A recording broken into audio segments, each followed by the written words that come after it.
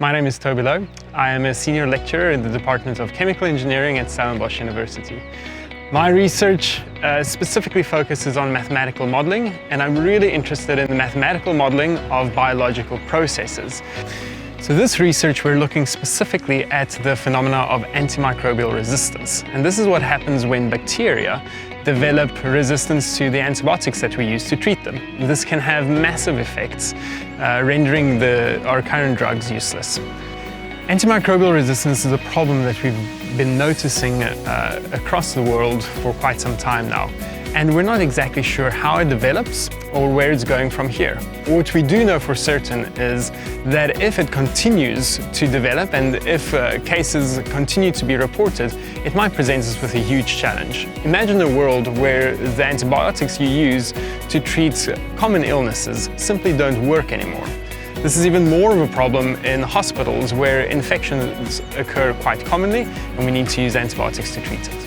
In this research specifically, we'll try to look at how antimicrobial resistance spreads throughout the environment. We want to look at clinical studies, at environmental samples, including rivers and streams, as well as wastewater, current antimicrobial resistance surveillance strategies practiced by different countries to collect a whole bunch of data. Once we've got this data, we want to use clever statistical tools to analyze it.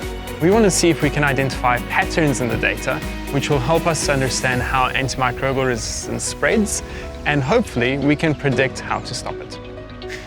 What we hope to identify with this research is the surveillance strategies. Now, this is methods of collecting data on a regular basis that will help us understand antimicrobial resistance and the spread thereof better.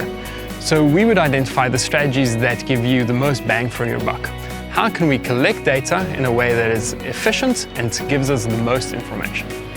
One of the main things that I've realized in studying antimicrobial resistance is just how incredibly complex the problem is. Luckily, I didn't have to do the research on my own. We've got a great team of people working on this together, ranging from people with experience in epidemiology to environmental microbiology, as well as statistics. This is truly an interdisciplinary problem that can't be tackled by a single person by themselves. But if we can talk to each other and understand how different people approach the same problem, hopefully we can come to a solution together. Grand Challenges has supported this research in a couple of great ways, but I think the most important one is it's created a network of researchers with the same interest. Currently, the research is funded for 2 years, and this will give us time to explore the potential as well as the limitations of our current data collection techniques. We hope by the end of the 2 years that we'll have a clear idea of what the data can tell us and what it can't.